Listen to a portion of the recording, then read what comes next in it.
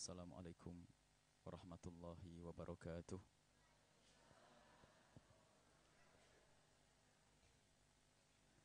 Alhamdulillah alladzi akrama man syaa min ibadihi bihubbi rasulillah. Fa salatullahi wa salamuhu ala habibina wa syafi'ina wa maulana sayyidina Muhammad wa ala alihi al-mutahharin wa ashabihi at-tayyibin wa tabi'ina lahum bi ihsanin ila yaumiddin. Allahumma ya Rabbana, Allahumma ya Rabbana kama akramta ibadaka bimahabbati habibika sayyidina Muhammad, akrimna ya Rabbana bitilkal mahabbati, akrimna ya Rabbana bitilkal mahabbati, akrimna ya Rabbana bitilkal mahabbati, wahsyurna yawmal qiyamati ma'a zumratihi wa tahta riwaihi. Allahumma ya Rabbana habib ilayna ma ahabbahu habibuka sayyiduna Muhammad.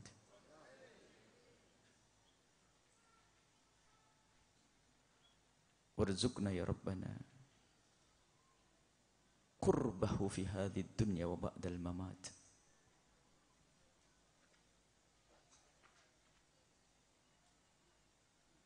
Allahumma ya Rabbana arzuqna taubata qabla al-maut wa syahadata 'inda al-maut wal jannata ba'da al-maut. Amma ba'du. Yang kami cintai, yang kami muliakan, para habaib, para cucu-cucu baginda Nabi Muhammad sallallahu alaihi wasallam, para alim ulama, hadirin hadirat, para pecinta Nabi Muhammad sallallahu alaihi wasallam. Alhamdulillah, puji syukur kepada Allah. Mari bersyukur yang sesungguhnya kepada Allah, karena pada malam hari ini kita masih dipilih oleh Allah di antara hamba yang lalai, di antara hamba yang membenci Nabi Muhammad, di antara hamba yang lupa kepada Nabi Muhammad.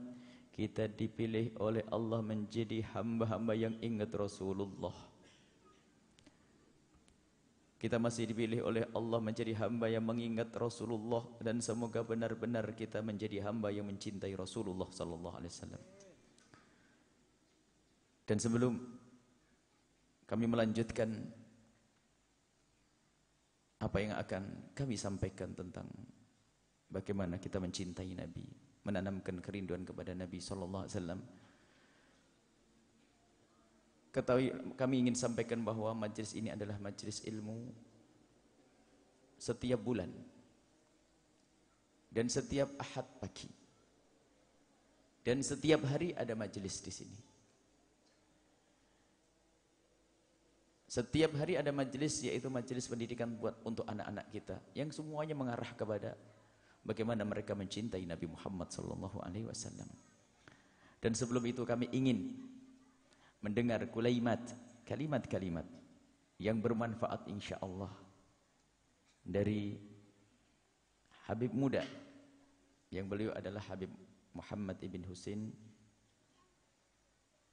ibn Anis ibn Alwi ibn Muhammad al-Habsyi. Kalau ibu-ibu, bapak-bapak membaca Maulid al-Habsyi Simtuduror, maka kita saat ini kedatangan cucu daripada Al-Habib Anis, yang beliau sekaligus cucu daripada Habib Muhammad bin Ali Al-Habsyi. Dan kami ingin mendengar dari beliau kalimat-kalimat, yang beliau adalah seorang da'i muda, seorang ustadz muda, Habib muda, yang insya Allah semoga setelah kita ikat di sini nanti sering datang ke sini, nanti bisa sering datang ke sini, bisa membantu saudara-saudara kita, memberikan petuah-petuah, tausiah-tausiah yang bermanfaat untuk kita semua. Kepada Fadilatul Habib kami persilahkan. Sallallahu alaihi wasallam. Al-kursi Habib.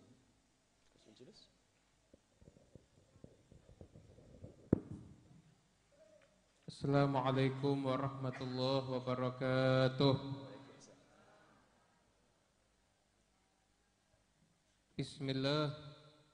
Innal hamdalillah nahmaduhu wa nasta'inuhu wa nastaghfiruh wa na'udzu billahi min syururi anfusina wa sayyiati a'malina may yahdihillahu fala mudhillalah wa may yudlil fala hadiyalah.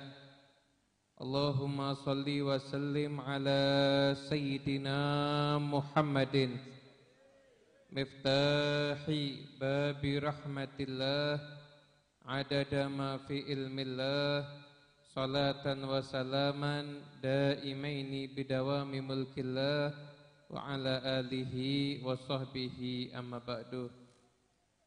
Saya hormati para habaib, para kiai, para alimul ulama, khususnya guru kita Buya Yahya, dan segenap hadirin dan hadirat, para bapak, para ibu, yang mudah-mudahan malam hari ini kita dimuliakan oleh Allah Subhanahu wa taala.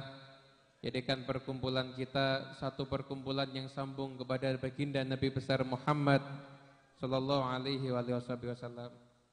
Hadirin yang dimuliakan Allah, suatu ketika Al-Habib Ali bin Muhammad Al-Habsyi, beliau ditanya oleh salah seorang muridnya, "Wahai guru kami, kenapa ketika kami sholat sendiri di rumah, ketika kami membaca Al-Quran, ketika kami berzikir, sesungguhnya hati kami susah untuk khusyuk. Akan tetapi ketika kami duduk di majelis ilmu, duduk bersama, berkumpul di majelis maulid Nabi besar Muhammad, maka kami merasakan hati itu terasa khusyuk, hati itu terasa nyaman. Padahal harusnya di sholat-sholat kami lebih khusyuk dibanding kehadiran kami di tempat-tempat yang lain." Dijawab oleh beliau, "Ketahuilah wahai anakku, ketika engkau sholat, ketika engkau membaca Al-Quran, ketika engkau zikir sendiri, maka itu adalah bentuk pendekatan darimu kepada Allah. Dirimulah yang berusaha untuk mendekat kepada Allah Subhanahu wa ta'ala. Akan tetapi ketika engkau bisa duduk di majelis ilmu, bisa duduk berkumpul berzikir mengenang Nabi Muhammad, berzikir menyebut nama Allah, berkumpul di majelis maulid, maka itu adalah salah satu bentuk Allah yang mendekatkan dirinya kepadamu dengan mengundangmu ke majelis yang di situ disebut nama Nabi Muhammad sallallahu alaihi wasallam." Jadi kalau sholat itu kita yang berusaha mendekat sama Allah, makanya gangguannya banyak.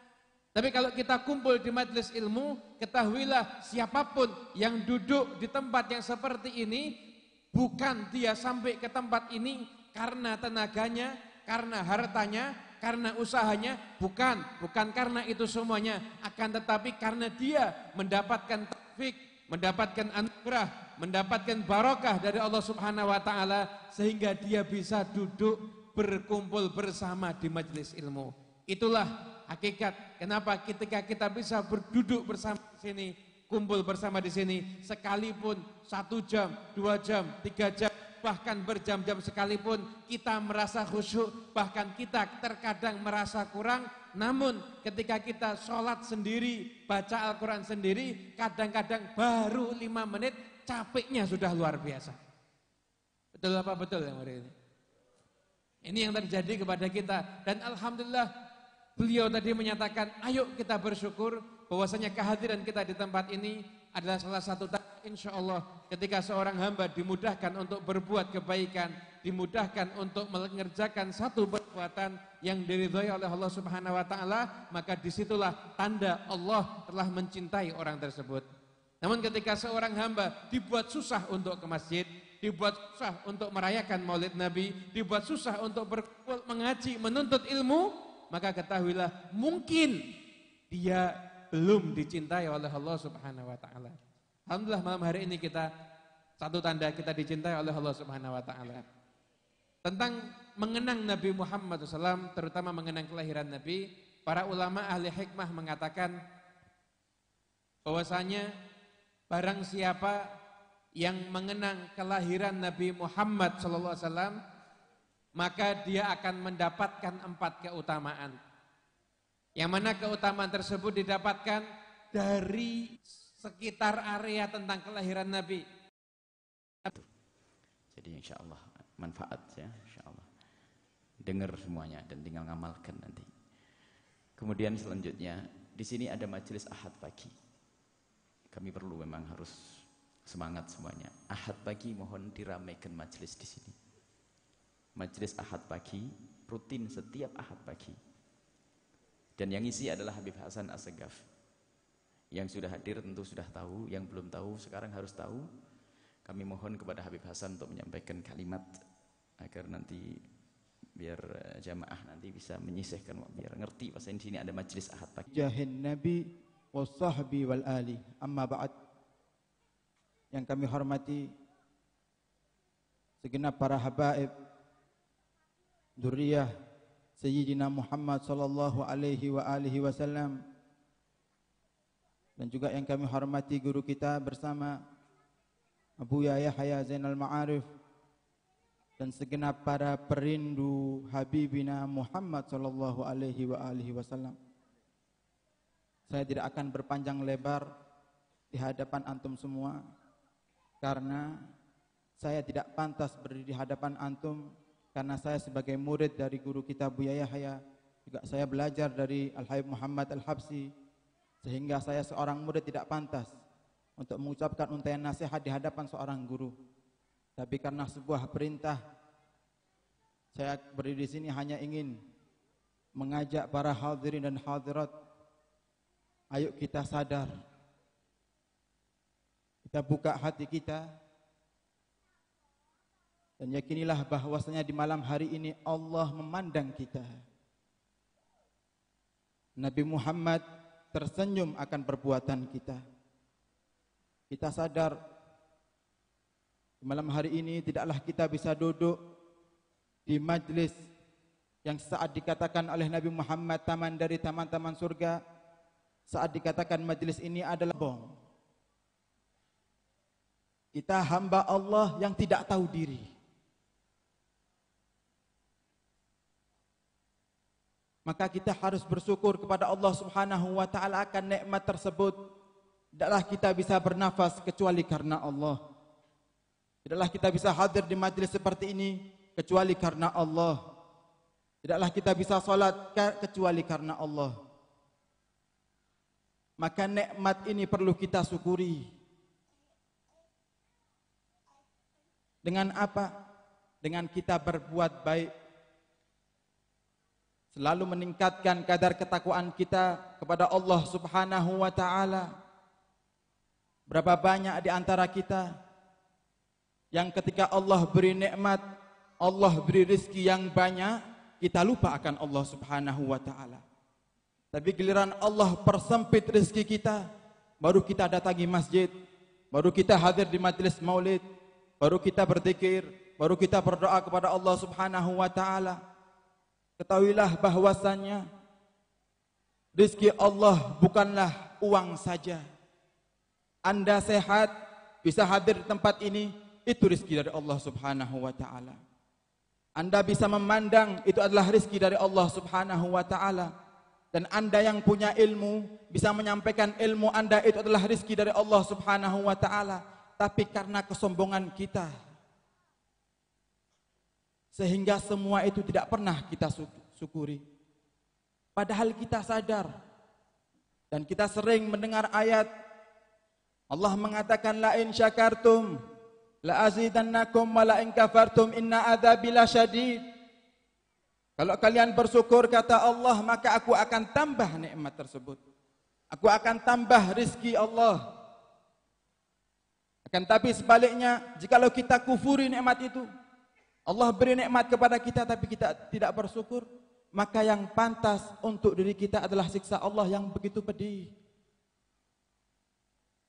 Pulang dari majelis yang mulia ini, ayo kita berbanyak syukur, mensyukuri atas nikmat Allah Subhanahu wa taala. Sehingga para ulama membagi mensyukuri nikmat Allah dibagi 3. Ada asyukru bil janan, mensyukuri nikmat Allah dengan hati. Bagaimanakah caranya?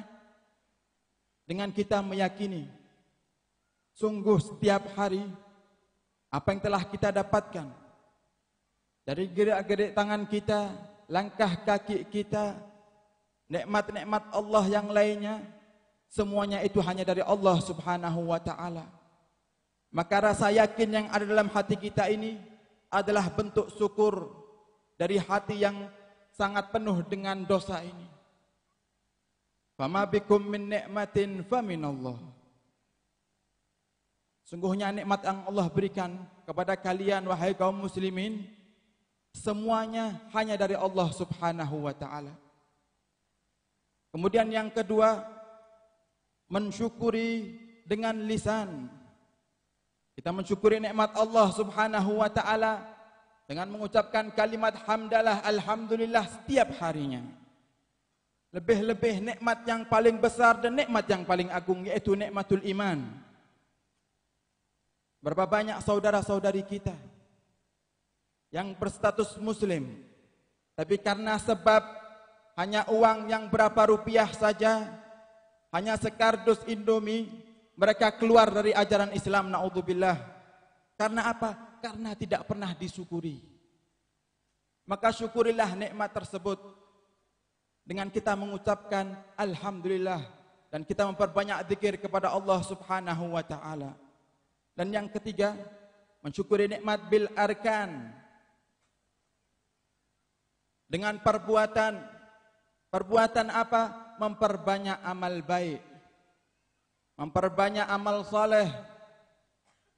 Kita masih panjang umur, ini nikmat dari Allah Subhanahu wa ta'ala. Dan kita yang hadir di sini, tidak ada satupun yang tahu apakah setelah bubar majelis ini kita masih panjang umur. Mungkin malaikat Israel sedang menunggu di sana untuk mencabut nyawa kita. Tidak ada yang tahu. Mumpung belum terlambat, para hadirin hadirat, ayo buka hati ini. Sadar, tobat kepada Allah Subhanahu wa ta'ala, minta ampun kepada Allah Subhanahu wa ta'ala sebelum pintu tobat ditutup oleh Allah Subhanahu wa ta'ala. Dosa kita begitu banyak.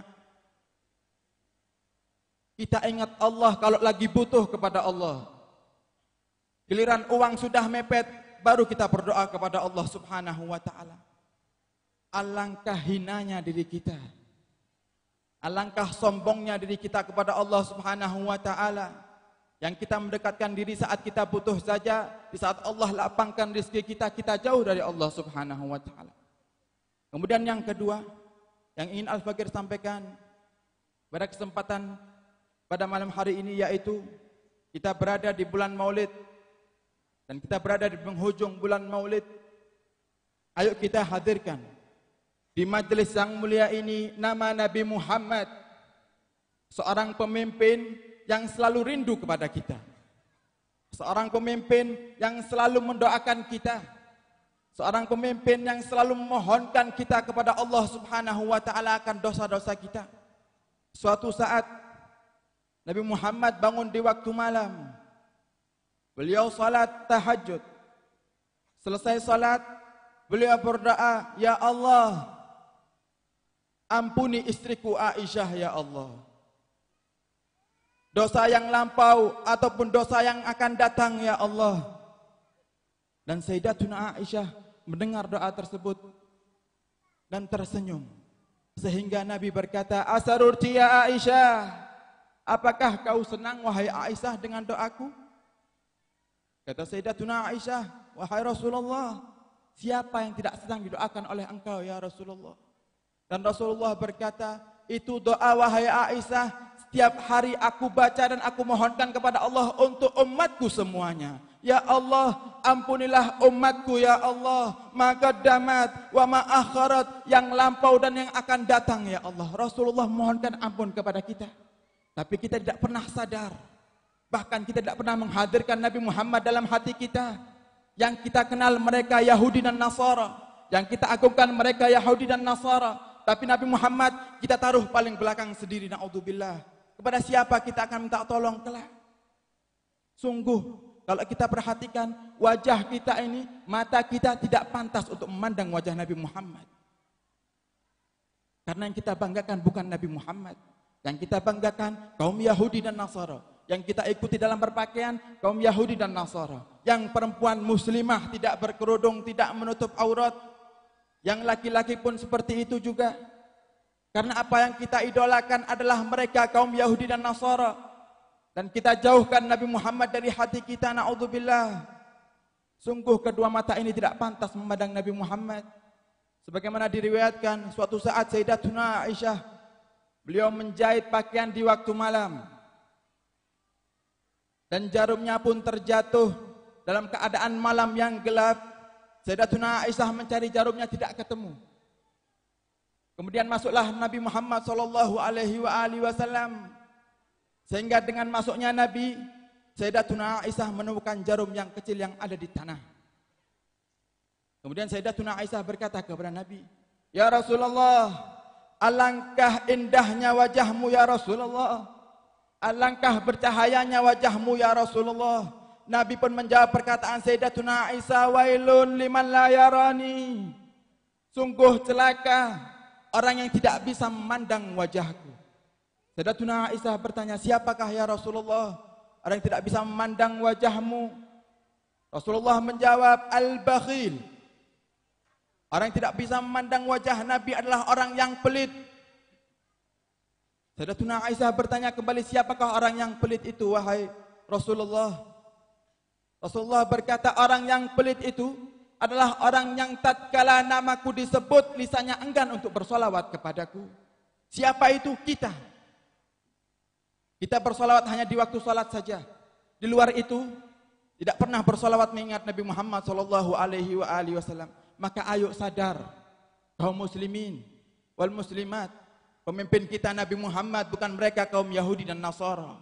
Maka idolakan Nabi Muhammad, hadirkan Nabi Muhammad dalam hati anda, hadirkan Nabi Muhammad dalam keluarga anda, didik anak anda dengan didikan Nabi Muhammad SAW. Niscaya kehidupan ini akan menjadi berkah dan bahagia. Dan harapan kita di malam hari ini, kita memohon kepada Allah Subhanahu wa taala, "Ya Allah, kami hamba-hambamu yang selalu kau berikan nikmat ya Allah. Kami bisa bernafas karenamu ya Allah. Kami bisa makan karenamu ya Allah. Kami bisa hadir di majelis karenamu ya Allah. Kami bisa beribadah karenamu ya Allah. Tapi kami ya Allah, hambamu yang tidak pernah mensyukuri nikmat tersebut ya Allah. Maka jauhkan kami dari siksamu ya Allah. Jauhkan kami dari siksamu ya Allah. Orang tua kami ya Allah yang telah meninggalkan kami ya Allah, lapangkan kuburan mereka ya Allah, ampuni dosa mereka ya Allah. Dan yang hadir di malam hari ini ya Allah, yang punya hajat, mudahkan hajat kami ya Allah. Bukalah pintu taubat untuk kami ya Allah. Benahi hati kami ya Allah. Didik kami sebagaimana akhlak Nabi Muhammad. Hadirkan Nabi Muhammad dalam hati kami ya Allah. Ya Rasulullah adrikna, ya Rasulullah adrikna, qad hilati adrikna ya Rasulullah. Ya Rasulullah, yang berkumpul di sini adalah umatmu ya Rasulullah. Umat yang akan kau banggakan kelak di yaumil qiyamah ya Rasulullah. Maka syafaatilah mereka ya Rasulullah. Syafaatilah kami ya Rasulullah. Kami tidak punya amal ya Rasulullah. Kami tidak punya amal baik ya Rasulullah. Kami jarang beribadah ya Rasulullah. Kami jarang bersalawat ya Rasulullah. Tapi kami mohon syafaatilah kami di yaumil qiyamah ya Rasulullah. Ya Nabi, la tansana min syafaatik. Adrikna ya Rasulullah. Ya Allah, aghithna bi qurbil Mustafa. Aghithna bi qurbil Mustafa. Aghithna bi qurbil Mustafa ya Rabbi bil Mustafa. Balligh maqasidana wa ufir lana ma madha ya wasi'al karami. Wa sallallahu ala sayyidina Muhammadin wa alihi wa sahbihi wa sallam. Walhamdulillahi rabbil alamin. Bismillahil Fatihah. Mungkin ini yang dapat Al-Fakir sampaikan, kurang lebihnya mohon maaf yang sebesar-besarnya. Wabillahi taufiq wal hidayah. Assalamualaikum warahmatullahi wabarakatuh. Assalamualaikum warahmatullahi wabarakatuh. Terima kasih kami ucapkan kepada Habib Hasan As-Segaf. Beliau mengisi pengajian setiap Ahad pagi di pesantren ini, dan beliau termasuk yang membimbing anak-anak yang ada di pesantren ini, dan beliau juga yang isi beberapa majelis yang ada di sekitar Tulungagung. Dan beliau juga ada majelis Asyifa di Surabaya karena beliau dari Surabaya. Baik, selanjutnya mari kita bersama-sama para pecinta-pecinta Sayyidina Muhammad SAW untuk bersabar. Biasanya majelis ini adalah agak awal, jam 10, setengah 11 sudah bubar. Mungkin spesial malam ini demi Nabi Muhammad SAW kita tambah sedikit masanya, lebih panjang lagi. Jadi tidak jam 10 kita tutup sampai hari ini, jam 11 mungkin lebih sedikit. Mohon sabar, tapi jangan lupa yang biasa bangun malam tetap bangun malam, subuhnya jangan ketinggalan. Dan sebelumnya kita sedikit merenung ya. Kita tidak akan panjang-panjang nanti. Kami akan berikan insyaAllah sedikit. Tadi sudah diberikan oleh para habaib yang Masya Allah nanti. Tapi sebelumnya kita merenung sesuai dengan yang direncanakan oleh panitia. Kita merenung mendengar syair-syair bait-bait yang dibacakan oleh Nanda Zahra. Persilahkan.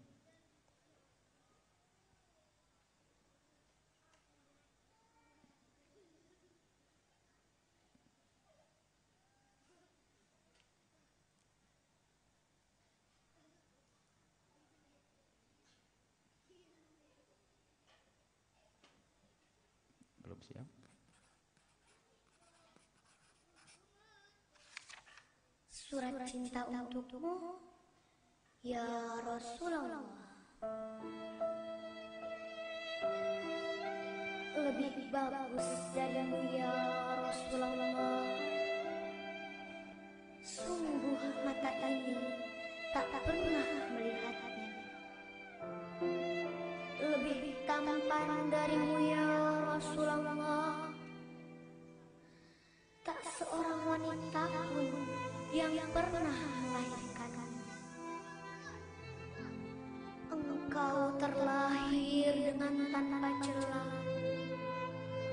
Engkau terlahir tanpa satupun kekurangan. Karena engkaulah sebaik-baik makhluk ciptaan Allah. Ya Rasulullah, betapa rindu hati ini untuk bertemu denganmu. Betapa kami ingin melihat senyummu.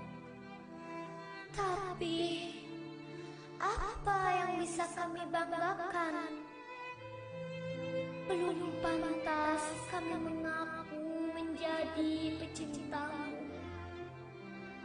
Diri ini penuh dosa, hati ini penuh nista. Akankah kau anggap kami sebagai umatmu? Akankah kau sambut tangan ini dengan hati yang penuh cinta? Akankah kau lihat kami dengan mata penuh kasih? Akankah kau tersenyum pada kami dengan penuh kebanggaan? Akankah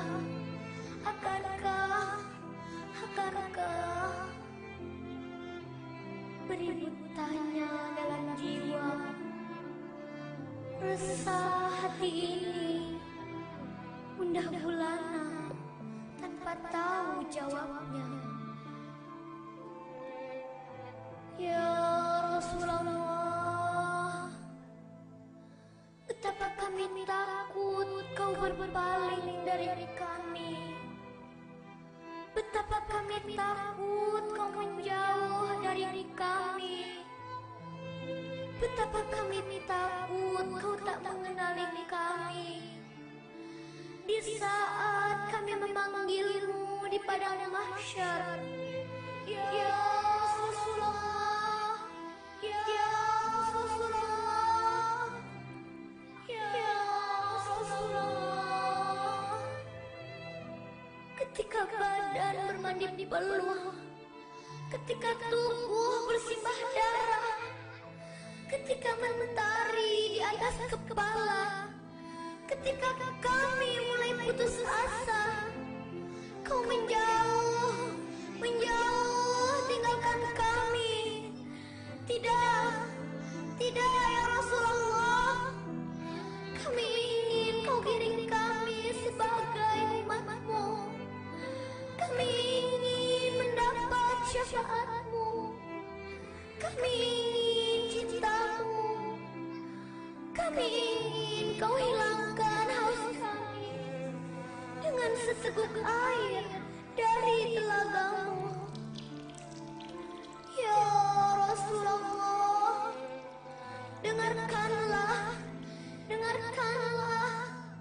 kami ucapkan salawat dan salam kepadamu saat ini.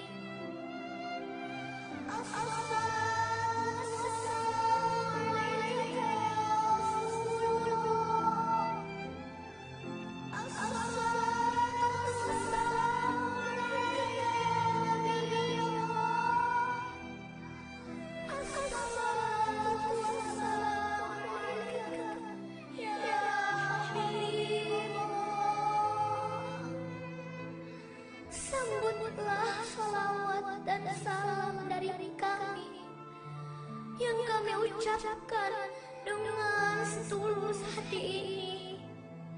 Jadikanlah ini bukti cinta kami yang dapat kami persembahkan untuk menggapai cintamu dan ridho ilahi.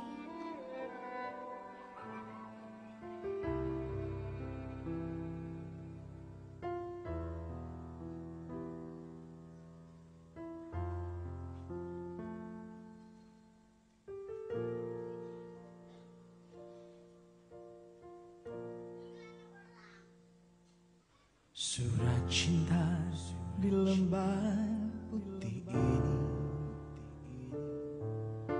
hendak ku tulis kepada sang kekasih hati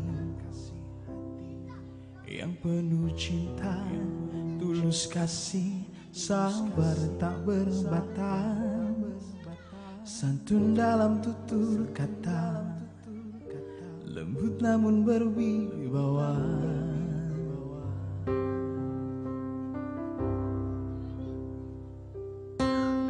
Surat cinta di lembar putih ini, Nabi SAW, aku rindu,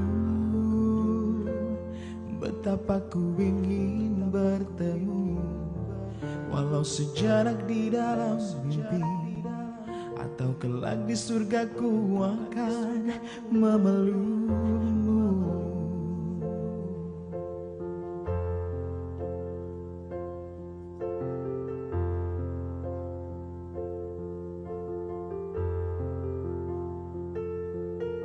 Surat cinta di lembar putih ini menjadi salam pujian seindah rembulan. Tak pantas ku merindukan senyummu.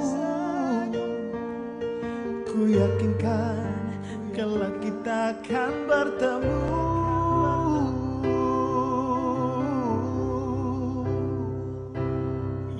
Muhammad, sallu ala Nabi, sallu alaihi. Ya Muhammad, sallu ala Nabi, sallu alaihi. Aku rindu, betapa ku ingin bertemu, walau sejarak di dalam mimpi, atau kelak di surga ku akan memelukmu.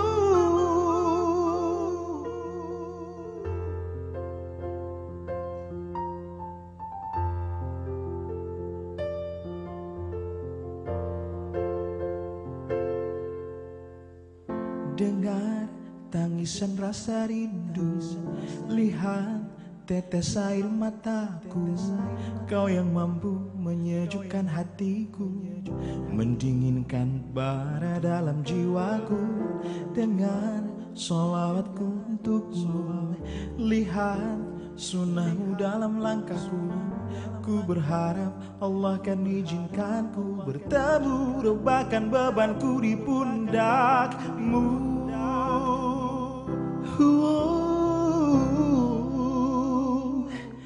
Ya Muhammad, sallu ala Nabi, sallu alaihi. Ya Muhammad, sallu ala Nabi, sallu alaihi. Betapa ku ingin bertemu, walau sejenak di dalam mimpi, atau kelak di surgaku akan memelukmu.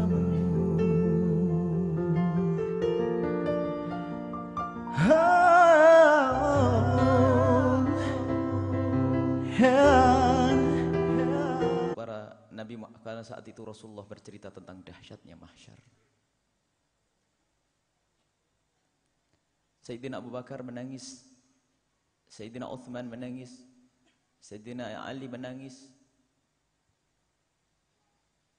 Sayyidina Umar menangis, para sahabat-sahabat Nabi yang beliau adalah punya amal banyak dan sangat dekat dengan Nabi Muhammad menangis. Karena mendengar cerita tentang dahsyatnya padang mahsyar dan mengerikannya padang mahsyar. Ada satu orang awam yang tidak seperti Sayyidina Umar pangkatnya, tidak seperti Sayyidina Abu Bakar, tidak seperti Sayyidina Ali. Orang awam, orang pegunungan.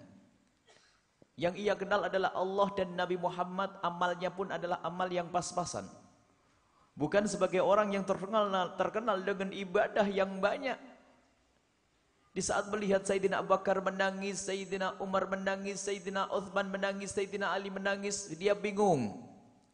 Ini orang-orang yang dekat dengan Nabi Muhammad saja pada ketakutan, lalu bagaimana keadaanku nanti? Bagaimana keadaanku nanti waktu di akhirat?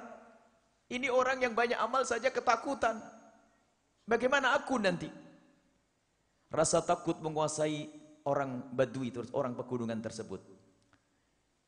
Rasa takut itulah yang menjadikan orang pegunungan tersebut bertanya kepada Rasulullah. Karena Nabi bercerita tentang hari kiamat dan padang mahsyar, maka orang pegunungan tersebut bertanya, "Mata sa'atu ya Rasulullah?" Kapan hari kiamat itu akan tiba ya Rasulullah? Saat Nabi Muhammad mendengar pertanyaan kapan hari kiamat akan tiba, orang pada tertuju kepada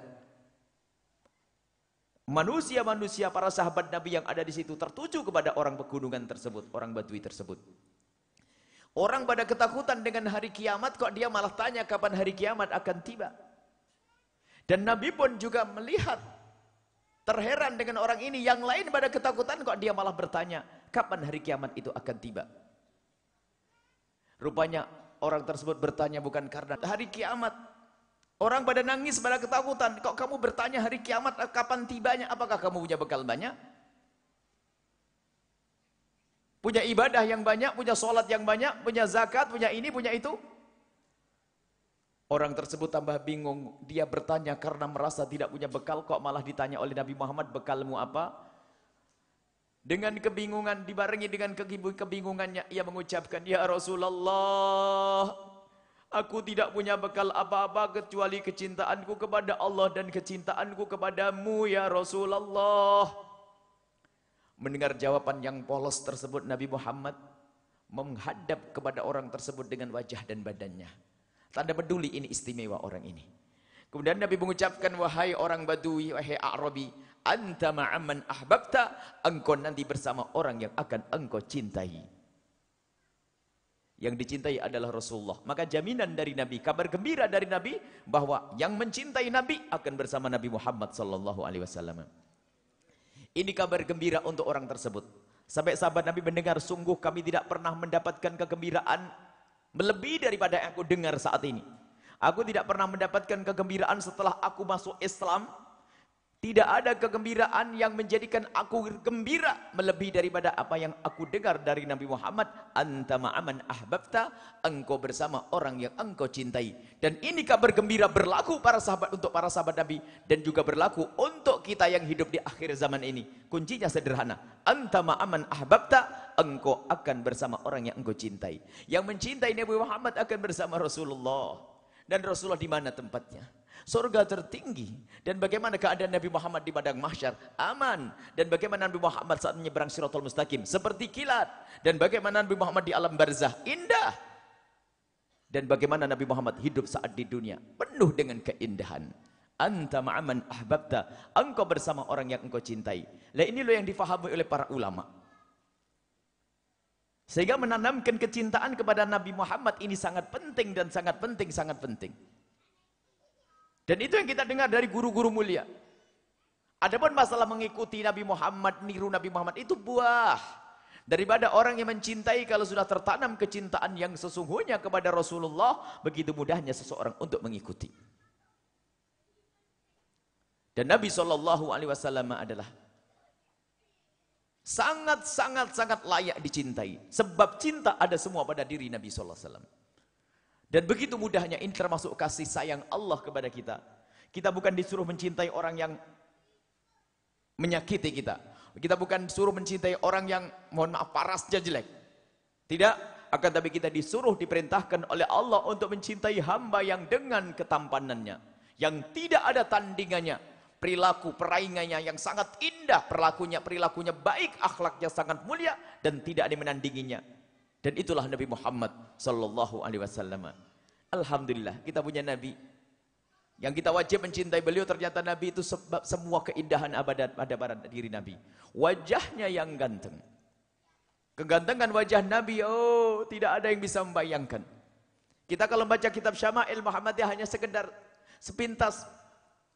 Karena apa? Akal kita tidak akan bisa mampu menjangkau. Hayal kita pun tidak akan bisa mampu menjangkau kegantengan Nabi. Hanya kita membaca cerita tentang Nabi, hanya agar punya gambaran secara umum, akan tapi detailnya tidak. Nabi Muhammad sangat tampan. Dan ketampanan Nabi Muhammad melebihi daripada tampannya Sayyidina Yusuf alaihissalam. Yang dikatakan bagaimana Sayyidina Yusuf, Nabi Yusuf itu begitu tampannya, sampai wanita-wanita yang saat itu lagi memotong bawang, tiba-tiba memotong apel atau bawang, tiba-tiba Sayyidina Yusuf lewat, sampai kepotong tangannya nggak kerasa. Begitu terpesonanya dengan Sayyidina Yusuf alaihissalam. Akan tapi Nabi Muhammad lebih dari itu. Nabi Muhammad lebih tampan dari itu. Akan tapi kenapa? Oh, kalau memang Nabi Muhammad lebih tampan dari Nabi Yusuf, kok tidak ada wanita yang sampai memotong jemarinya? Tidak ada wanita yang terpesona sampai memotong jemarinya? Jawabannya adalah apa? Ini justru kelebihan Sayyidina Muhammad SAW. Nabi Muhammad diberi oleh Allah ketampanan, setelah itu ditumpangi oleh Allah dengan wibawa. Sehingga apa? Gantengnya Nabi Muhammad yang luar biasa, tidak menjadi fitnah buat umat Nabi Muhammad dari kaum wanita. Jadi tidak ada di dalam zaman itu, pada zaman Nabi, tidak ada satu wanita pun yang mereka tahu Nabi Muhammad itu ganteng. Tidak ada satupun dari wanita Arab saat itu yang berpikiran kotor, berpikiran ngeres tentang Nabi Muhammad SAW, karena kasih sayang Allah kepada Nabi Muhammad dan kasih sayang Allah kepada umat Nabi Muhammad. Biarpun semua ngerti Nabi Muhammad ganteng, tampan, tapi tidak asal satupun dari wanita yang saat itu, yang hidup saat itu, yang berpikiran kotor tentang Nabi Muhammad. Karena apa? Kegantengan Nabi Muhammad yang luar biasa ditumpangi oleh Allah dengan wibawa, sehingga hampir tidak ada wanita, tidak ada orang bisa melihat wajah Nabi Muhammad berlama-lama. Mereka hanya mewahab sesaat.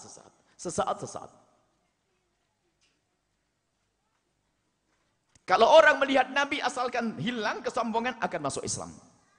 Tapi yang menjadi masalah adalah melihat Nabi Muhammad dengan kesombongan. Urusannya di dalam hati. Ada penyair Nabi yang bernama Hasan bin Thabit. Hasan bin Thabit itu adalah orang kafir mula-mula sebelum masuk Islam. Beliau jago menyenandung, membuat syair. Jadi kalau sudah membuat syair, itu langsung populer, terkenal saat negeri Arab. Kalau sudah Hasan bin Thabit membuat syair, akan dibaca semuanya. Akhirnya orang Arab memanggil Hasan bin Thabit, yang waktu itu belum tahu Nabi Muhammad. Dibayari Hasan bin Thabit, kau membuat syair untuk mencaci Muhammad. Kata Hasan bin Thabit, aku tidak akan bisa mencaci kecuali aku lihat dulu. Akan aku lihat mana jeleknya, akan aku sifati dengan sifat yang jelek. Aku buatkan syair yang indah, setelah itu akan terkenal. Baik. Kata orang kafir Arab, orang kafir Mekah waktu itu, dibayar. Ini duitnya, ambil. Kata Hasan bin Thabit, baik, aku akan lihat dulu. Di mana tempatnya Muhammad? Muhammad biasanya lewat di sini. Betul, akhirnya Hasan bin Thabit menunggu. Sayyidina Hasan bin Thabit menunggu Sayyidina Muhammad lewat. Dan di saat melihat Sayyidina Muhammad lewat, bergetar. Bergetar hatinya dan bergetar badannya. Kemudian setelah bergetar badannya, bergetar hatinya, gemeteran dia. Lalu kembali kepada orang-orang itu dan mengembalikan uangnya. Ini uang untukmu, aku tidak mau mengambil uang ini. Lalu mengucapkan syair yang syairnya berbeda dari yang diinginkan oleh orang kafir. Syairnya berbunyi, inni lamma ra'aitu anwarahu sata'at. Sungguh aku setelah melihat wajahnya, melihat cahaya dari wajahnya menyala-nyala. Wada'tu min khifati kaffi ala basari. Aku meletakkan tanganku di mataku karena aku takut. Khaufan ala basari min husni surati. Aku takut mataku rusak karena begitu indah parasnya. Walastu anzuruhu illa ala qadari. Sungguh aku tidak bisa melihatnya kecuali hanya sesaat-sesaat. Begitu cahayanya Nabi Muhammad kuat. Nurun ruhun minan nuri fi jismin minal qamari. Dari dalam batinnya memancar cahaya, di badan yang laksana rembulan. Kahilyatin nusijat mi'an minal anjumiz zuhuri. Seolah-olah semua yang ada pada Muhammad itu belum masuk Islam dia. Seolah-olah apa yang ada pada Muhammad itu adalah seperti untaian bintang-bintang kejora. Setelah itu kembali kepada Rasulullah Hasan bin Thabit. Lalu ikrar, ya Muhammad, aku ingin ikut denganmu. Lalu Nabi Muhammad mentalkin, bacalah syahadat menjadi asyhadu alla ilaha illallah wa asyhadu anna Muhammad Rasulullah. Kemudian Sayyidina Hasan bin Thabit menjadi penyairnya Rasulullah. Beliaulah yang pernah menyanyikan syair, wa ahsana minka lam tara qattu ainu wa ajmalu minka lam talidin nisa'u khuliqta mubarra'an min kulli aibi ka'annaka khuliqta kama tasya'u. Ya Rasulullah, sungguh lebih tampan dari parasmu tidak pernah mata ini melihat. Sungguh lebih ganteng dari dirimu tidak pernah ada wanita yang melahirkannya. Oh, khuliqta mubarra'an min kulli aibi. Engkau tercipta tidak ada kekurangannya sedikit pun. Wajahmu, rambutmu, matamu, telingamu semuanya sempurna. Ka'annaka khuliqta kama tasya'u. Seolah-olah engkau ini sebelum terlahir sudah pesan ingin hidung yang paling bagus, mata yang paling bagus, telinga yang mata bagus, semuanya serbagus ya Rasulullah. Dan begitulah Sayyidina Hasan bin Thabit punya syair-syair yang indah tentang Sayyidina Muhammad SAW. Ini dari Nabi Muhammad. Kalau orang melihat Nabi Muhammad, asalkan tidak ditutupi kesombongan, dia langsung masuk Islam. Sholli alaihi wasallam.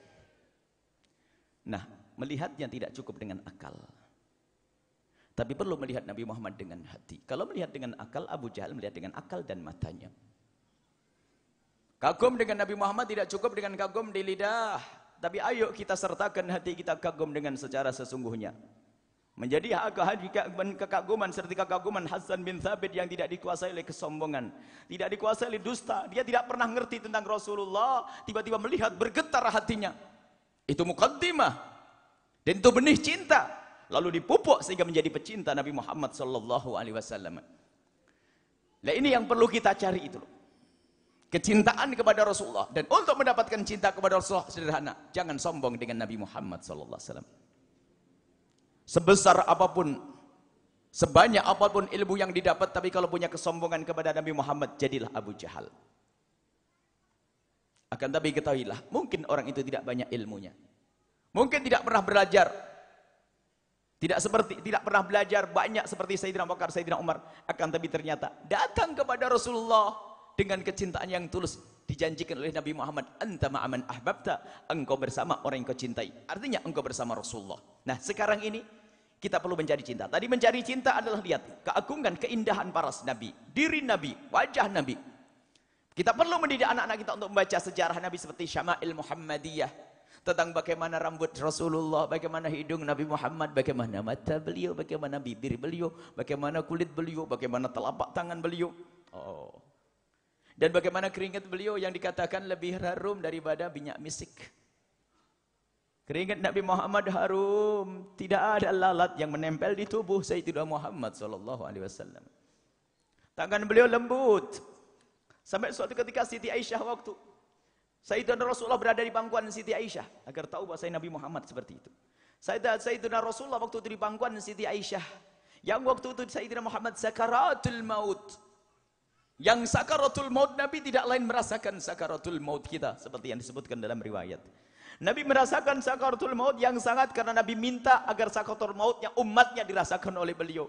Sehingga waktu itu Sayyidina Muhammad merasakan sakit yang sangat, sakit yang sangat, sakit yang sangat, hingga keluar keringat dingin. Kepala beliau yang suci panas, kalau dikasih kompres air di kain ditempelkan langsung mengering.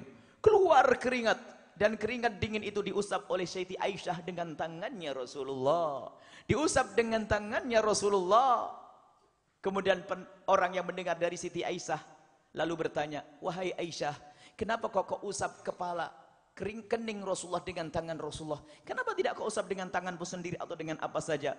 Siti Aisyah menjawab, demi Allah, telapak tangan Nabi Muhammad lebih lembut dari telapak tanganku. Sallu ala Sayyidina Muhammad. Keindahan para Nabi sallallahu alaihi wasallam. Bagaimana cara berjalannya Nabi? Semua yang ada pada Nabi adalah seindah-indahnya segala sesuatu.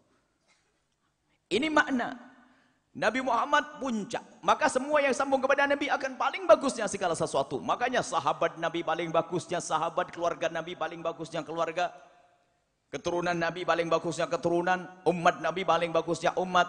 Cara berpakaian Nabi paling bagusnya cara berpakaian, cara jalan Nabi adalah paling bagusnya cara berucapnya Nabi pun, omongan Nabi paling bagusnya omongan, bahasa Nabi paling bagusnya bahasa.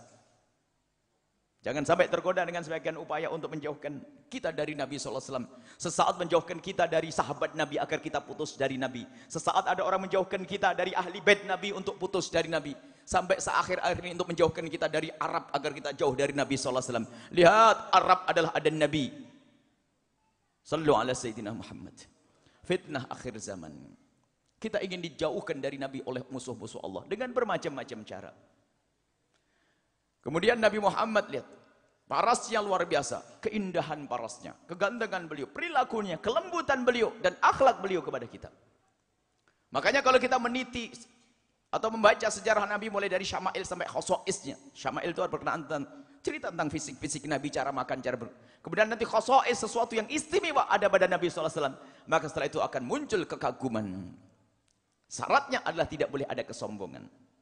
Sebab sekarang ada orang sombong, tidak pernah mengagungkan Nabi yang diagungkan dirinya. Ini loh koreksi malam ini insya Allah. Tidak usah panjang-panjang. Koreksi malam ini adalah kita sering menggunakan Nabi untuk menyombongkan kita. Nabi Muhammad mahal, sering dijual. Orang bisa mengaku cinta Nabi, akan tapi hakikat cinta bukan di lidahmu yang terucap, akan di dalam hatimu, yang akan menggerakkan seluruh anggota tubuhmu untuk mengikuti Sayyidina Muhammad SAW. Bukan sekedar kalimat terucap. Begitu mudahnya mengucap kalimat cinta, cinta, cinta, cinta, dan cinta. Akan tapi hakikat cinta kepada Nabi Muhammad ada di dalam hatimu. Ada di dalam hatimu yang di saat kita mendengar sabda Nabi SAW yang ada adalah sam'an wa ta'atan. Aku akan mendengar ya Rasulullah. Aku akan patuh kepadamu ya Rasulullah. Bahkan di saat melakukan kesalahan memang kita manusia yang bisa bersalah. Di saat melakukan kesalahan begitu mudahnya kembali kepada Allah karena takut dia terpisah dari yang dicintainya. Mungkin kita harus sedikit punya adab dengan Rasulullah. Supaya tidak mudah mengaku-ngaku. Kita akan rubah, kita tidak mengaku cinta Nabi Muhammad. Kita akan rubah, lebih beradab. Kita akan mencari cinta kepada Nabi SAW. Kalau mengaku semuanya mau mengaku cinta.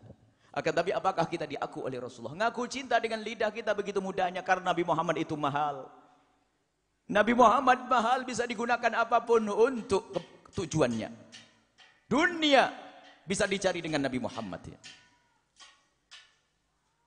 Dunia bisa dicari dengan Nabi Muhammad, pangkat dengan Nabi Muhammad ya. Hati-hati, majelisnya Nabi Muhammad. Menjadikan pemilik majelisnya terangkat karena Nabi Muhammad SAW. Kalau salah niat bisa saja mengumpulkan orang hanya untuk mengangkat dirinya. Bahkan mungkin berselawat bukan selawat kepada Nabi Muhammad, tapi dia ingin menyombongkan dirinya. Dan mungkin ini disyaratkan oleh Nabi orang-orang yang semacam ini. Munafik. Dia sholat bukan menyembah Allah tapi menyembah dirinya. Dia berzikir bukan berzikir pada Allah tapi ingin dirinya disebut. Menggunakan Nabi Muhammad sebagai kendaraan untuk sampai kepada tujuannya. Ulama ulama pendusta. Dan diisyaratkan Nabi dan neraka akan dinyalakan pertama kali untuk orang-orang yang semacam itu. Semoga Allah menjauhkan kita dari yang demikian itu. Semoga ulama-ulama kita, habaib-habaib kita, semuanya ini adalah ahli surga. Dan semoga kita semua adalah ahli surga. Ingat, neraka akan dinyalakan pertama untuk orang yang punya ilmu, yang pakai kendaraan Nabi Muhammad. Gunakan Rasulullah. Kalau sudah pakai gelar Nabi Muhammad, semuanya senang. Coba, kalau sudah orang disifati dia, sifatnya kayak Nabi, perilakunya kayak Nabi, tingkah laku kayak Nabi, Masya Allah, akhlak Nabi. Semua orang terkagum karena apa? Karena cinta Nabi Muhammad. Tapi yang berperilaku seperti Nabi Muhammad, kalau tidak dibarengi dengan hati, munafik. Jadi bukan dengan perilaku lahir. Makanya para ulama menjelaskan, mengikuti Nabi Muhammad belum tentu cinta Nabi Muhammad. Orang selalu akhir zaman mengatakan ittiba Nabi, ittiba ngikuti Nabi, ngikuti Nabi. Tidak, ulama kita berbicara lain. Mahabbah Nabi. Kalau mengikuti Nabi Muhammad, orang Yahudi juga mengikuti Nabi Muhammad. Banyak mengikuti cara Nabi Muhammad. Masalah medis, masalah ini, masalah banyak. Sekarang apa-apa dari Nabi sudah dipahami oleh mereka. Semua yang datang dari Nabi Muhammad adalah istimewa.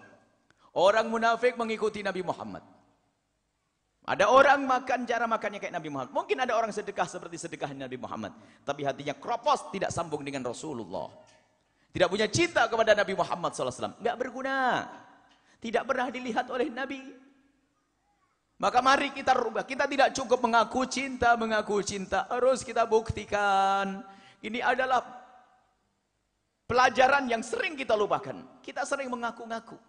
Sebab kalau sudah mengaku dianggap sama orang, oh ya hebat nih pecinta Nabi. Sudah bangga kita. Kalau kita katakan, oh pecinta Nabi. Ya pecinta Nabi saya. Oh belum tentu hati kita. Dan hati kita masing-masing yang tahu hanya Allah. Dan kita sendiri yang merasakannya. Mari kita sekarang menjadi cinta kepada Rasulullah yang sesungguhnya, jangan hanya pandai mengaku-ngaku. Kalau mumpung kita masih ada yang ingatkan saat ini. Yang menjadi masalah adalah kalau orang mengaku-ngaku ternyata nanti di hadapan Nabi tidak diaku oleh Rasulullah. Ingat dikabarkan semua umat Nabi Muhammad akan masuk surga, tidak ada yang terkecuali. Tanpa ada yang terkecuali semua akan masuk surga. Dan kelak di padang mahsyar ingat Nabi Muhammad SAW akan membawa umatnya. Nabi Muhammad akan membawa umat beliau, lihat. Umat beliau akan dicari oleh Rasulullah satu demi satu, lihat. Kalau orang pecinta Nabi Muhammad akan selamat. Nabi Muhammad akan mencari umat beliau satu demi satu. Dan tidak semua orang bisa dekat dengan Nabi Muhammad. Kalau ingin dekat kepada Nabi Muhammad tidak bisa. Ingin mendekat ke Rasulullah tidak bisa. Akan tapi yang bisa dekat dengan Rasulullah adalah orang yang didekati oleh Rasulullah. Nabi diberi oleh Allah. Rasulullah diberi oleh Allah kemampuan untuk menjangkau semua umatnya. Di padang mahsyar semua umat Nabi Muhammad bisa dijangkau oleh Rasulullah. Sehingga mendapatkan sentuhan tangan dari Sayyidina Muhammad sallallahu alaihi wasallam. Kemudian dibawa oleh Rasulullah ke telaga Kautsar. Dan Nabi mencari, lihat di dunia Nabi mencari kita, di padang mahsyar mencari kita. Bahkan di surga pun Nabi masih ke pintu surga, menghadap ke neraka. Barangkali ada umatku yang tertinggal.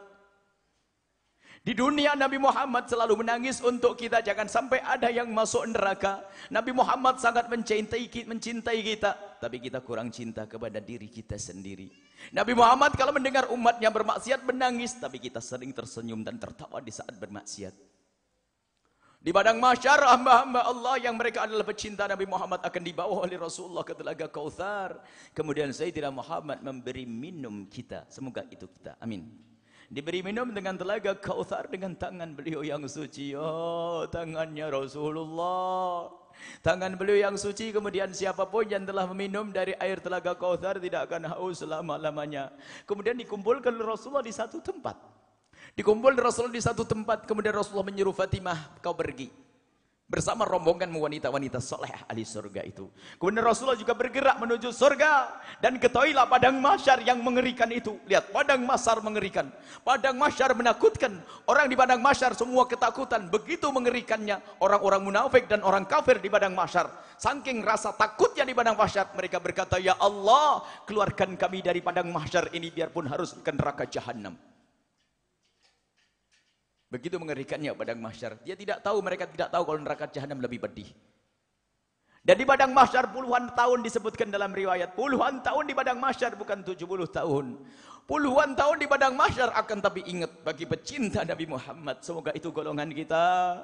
Kalau orang mencinta Nabi Muhammad enak selamanya di padang mahsyar. Saat ini lihat, rombongan Nabi Muhammad akan melewati padang mahsyar. Disebutkan dalam hadis sahih, ma bainadh dhuhri wal asri, seperti antara duhur dengan asar, meluncur seperti kilat hingga sampai ke surga Allah Subhanahu wa taala.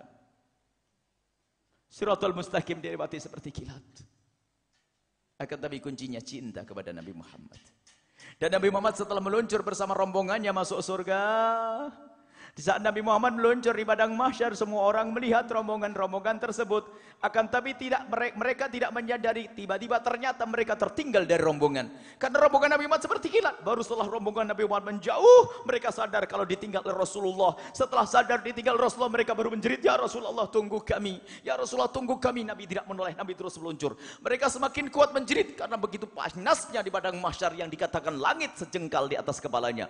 Menyeru kepada Nabi, "Ya Rasulullah, tunggu kami, tunggu kami." Nabi tidak menggubris. Kemudian mereka bertanya, mengucapkan lagi, "Ya Rasulullah, tunggu kami, kami umatmu ya Rasulullah." Baru setelah itu Nabi Muhammad berhenti dan kembali mencari, "Mana umatku? Mana umatku? Mana umatku?" Nabi Muhammad melihat kepada orang yang ada di padang mahsyar semuanya.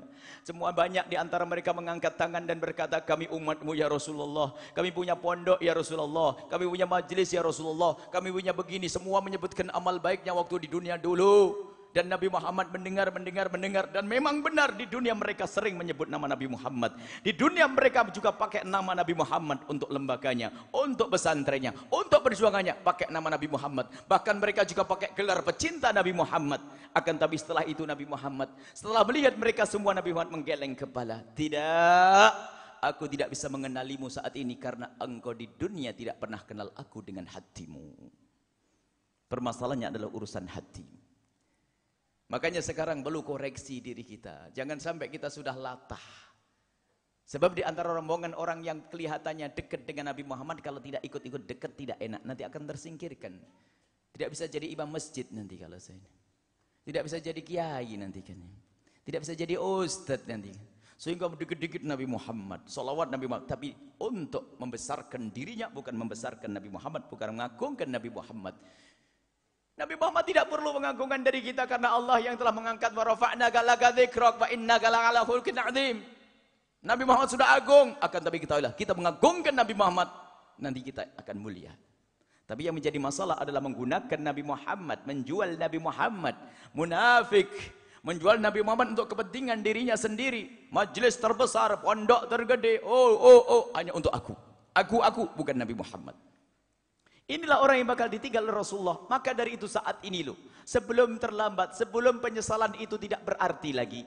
Kapan penyesalan tidak berarti? Setelah nyawa dicabut oleh Allah. Enggak ada artinya menyesal di saat melihat alam barzah penuh dengan kesusahan. Di saat melihat padang mahsyar mengerikan. Di saat melihat Siratal Mustaqim begitu kecilnya. Lalu kecebur ke neraka jahanam, tidak berguna lagi menyesal saat itu. Saat ini ayo kita renungi diri kita, bagaimana urusan kita dengan Nabi Muhammad.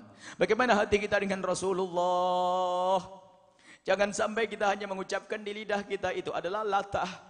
Makanya kita perlu mencari tanda-tanda kalau kita memang punya cinta ke Rasulullah, atau kita mencari sebab bagaimana kita cinta kepada Nabi Muhammad sallallahu alaihi wasallam. Takutlah kalau kita ditinggal oleh Rasulullah. Dan orang-orang yang ditinggal setelah Nabi Muhammad mengatakan, "Aku tidak bisa mengenalimu saat ini karena waktu di dunia engkau tidak pernah mengenaliku dengan hatimu." Nabi Muhammad berpaling, lalu Nabi Muhammad bersama rombongan beliau dan Sayyidat Fatimah binti Zahra bersama rombongan wanita-wanita ahli surga meluncur menuju surga. Kemudian saat itu orang yang tertinggal, yang dulu mengaku umat Nabi Muhammad, dulu mengaku pecinta Nabi Muhammad, mereka menggigit tangan mereka sendiri, makan tangan mereka sendiri sampai habis, tumbuh lagi, sampai habis, tumbuh lagi, hingga tanpa mereka sadari kecebur ke neraka jahanam. Naudzubillah. Padahal di dunia adalah pakai gelar Nabi Muhammad. Bahkan mungkin ini adalah kedoliman. Ini kedoliman yang paling besar adalah menginjak-injak Nabi Muhammad. Menginjak Nabi Muhammad bukan menginjak dengan kakinya, akan tapi menggunakan Nabi Muhammad untuk kepentingan dirinya adalah sama menginjak-injak Nabi Muhammad, dan dia halus. Dan tidak ada yang mengkritik. Kalau ada orang menginjak nama Nabi Muhammad langsung beres. Besok dipukulin sama orang, selamat dia. Tobat. Tapi yang menginjak-injak Nabi Muhammad untuk kepentingan dirinya, lihat tidak akan selamat dia. Tidak ada sadar, merasa seolah-olah disanjung sana sini, dimuliakan sana sini, seolah-olah bercinta Nabi Muhammad, padahal dia jauh dari Nabi Muhammad SAW. Sekarang saat ini yuk kita koreksi. Benarkah kita mencintai Nabi Muhammad SAW? Ini koreksi untuk diri sendiri. Kalau memang benar mencintai Muhammad, tentu ada tanda-tanda cinta kepada Rasulullah. Bagaimana pengagungan kita kepada Nabi Muhammad? Berapa kali dalam sehari kita ingat kepada Nabi Muhammad? Seberapa banyak kita terpengaruh dengan cara hidupnya Nabi Muhammad? Ini kebaca dalam perilaku seseorang yang mencintai Rasulullah. Berapa kali kita ingat Nabi Muhammad? Lihat, kalau kamu cinta itu adalah sederhana. Mau makan ingat dia, mau tidur ingat dia, itu kamu cinta. Yang sering dibaca oleh orang-orang yang gandrung kepada manusia, yang kadang-kadang dengan gandrung yang haram. Mau makan ingat dia, mau tidur ingat dia, mau ini ingat dia. Bagaimana mengaku cinta Nabi Muhammad sering lupa dengan Nabi SAW? Mana cinta yang selama ini kita aku-aku? Mana kerinduan yang selama ini kita aku-aku? Mana derai air matamu tidak cukup di panggung di saat kau baca maulid Nabi? Tidak. Derai air matamu adalah bersama-sama. Di saat engkau ingat Nabi, hendaknya derai air mata itu ada. Paling penting lagi adalah di saat kita berada di kamar yang sempit, menyebut nama Nabi Muhammad, mengucapkan salam kepada Rasulullah, dibarengi dengan tetesan air mata. Agar kita tidak menjadi orang munafik. Kita perlu pengajian yang keras saat ini supaya kita tidak lupa. Kita sering lalai dibuai. Oh, kita sebagai pecinta Nabi Muhammad, alhamdulillah, alhamdulillah, alhamdulillah. Nabi Muhammad hanya di majelis maulid saja. Keluar Nabi Muhammad hilang, sudah tidak ada lagi. Nabi Muhammad harus bersama kita di saat kita berjalan di pasar, sehingga mata kita menjaga dari yang haram. Nabi Muhammad harus bersama kita duduk di pasar waktu jualan, sehingga kita tidak berbohong. Nabi Muhammad harus berada di rumah kita, agar rumah kita tidak terjadi sesuatu yang diharamkan oleh Allah dan Rasulnya. Kita perlu serius dengan Nabi Muhammad saat ini. Belajar dan bertahap belajar sebisa mungkin, sedikit demi sedikit, membuat perubahan. Hingga rumah kita rumah Nabi Muhammad, pasar kita pasar Nabi Muhammad. Dari sinilah kita memulai. Kita tidak perlu menuntut, hei negara buatlah seperti ini. Entar dulu, kita membuat negara di dalam diri kita sendiri. Rumah kita, ayo jadikan rumah Nabi SAW. Sejauh mana kita dengan Rasulullah? Perlu ini, barangkali ada sebuah pertanyaan. Kalau kita kedatangan seorang alim, begitu senangnya rumah kita kedatangan seorang alim, seorang kiai, seorang habib. Senang. Sekarang pertanyaannya, Bapak Ibu ini kalau rumahnya didatangi Rasulullah senang atau tidak kira-kira? Yakin? Bapak Ibu senang rumahnya didatangi Rasulullah? Pertama pertanyaan. Pertanyaan kedua, siap didatangi oleh Rasulullah? Mulai ragu sudah, mulai bingung. Mulai ragu. Berarti insyaallah ahli surga pada insyaf nih. Bagaimana rumah kita kalau didatangi Rasulullah? Tatanya Rasulullah duduk ruang tengah, televisinya begitu. Ini umatku kalau di majelis nangis-nangis ngaku kecinta kepadaku, tapi kok tontonannya kayak begini. Kalau di maulid Nabi khusus akan, tapi di rumahnya lo kok gambar-gambar apa itu? Tanggalan gratis, gambarnya nggak karu-karuan masih ditempelin. Ayo. Habis ini kayaknya pada ketakutan ngaku cinta Rasulullah nih. Bagus, jangan ngaku cinta, tapi carilah cinta Nabi Muhammad. Kita harus membuat perubahan. Bagaimana jika Nabi Muhammad masuk rumah kita lalu meminta izin kepada kita, wahai umatku yang aku cintai, minta izin, aku ingin membuka lemari putrimu itu. Oh, tak tahu dia buka baju putri kita, tak tahu dia Nabi Muhammad menangis. Nabi Muhammad pergi tidak akan balik lagi, takutlah kepada Allah dan Rasulnya. Semua amal kita diperlihatkan oleh Allah kepada Nabi Muhammad SAW. Jangan sampai Nabi masuk rumah kita membuka lemari putri kita, ternyata putri kita bajunya bukan bajunya Rasulullah, bukan baju yang dicintai Nabi Muhammad, akan tetapi baju yang ditiru adalah baju-bajunya orang yang tidak pernah sujud. Ayo tanyakan diri kita sendiri. Jangan berani-berani menantang Nabi Muhammad datang ke rumahku. Apalagi begitu sombongnya Nabi Muhammad kalau dibacakan maulid datang ke rumahku. Rumahmu kayak apa?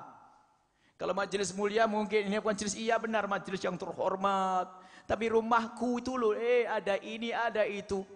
Dan Nabi Muhammad bukan saja di saat maulid dibacakan ke Thailand, di saat kau sebut nama Nabi Muhammad akan datang. Ulama menjelaskan kedatangan dan jawaban Nabi adalah arwahnya mutlaqah.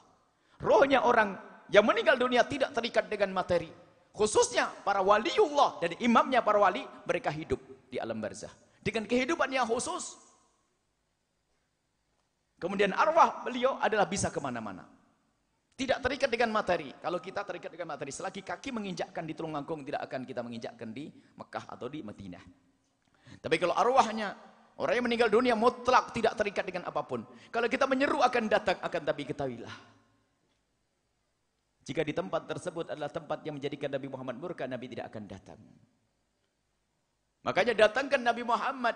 Tidak cukup dengan kau panggil Rasulullah. Akan tapi jangan kau panggil Rasulullah, setelah itu Rasulullah menangis karena melihat perilaku kita yang tidak baik. Siapkan rumah kita untuk Rasulullah, kamar kita untuk Rasulullah. Jangan sampai waktu Nabi Muhammad masuk rumah kita, tak taunya melihat sang istri ngomong jahil, ngomong jahat kepada suaminya. Jangan sampai Rasulullah masuk rumah kita, tak taunya seorang suami dolim kepada istri. Ayo ini.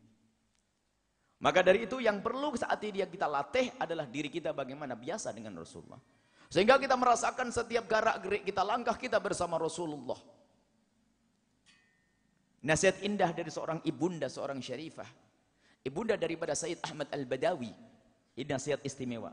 Dan nanti akan kita terapkan ini pelajaran terakhir malam ini insyaAllah. Bagaimana kita dengan Rasulullah. Kita perlu melatih dengan Nabi Muhammad SAW.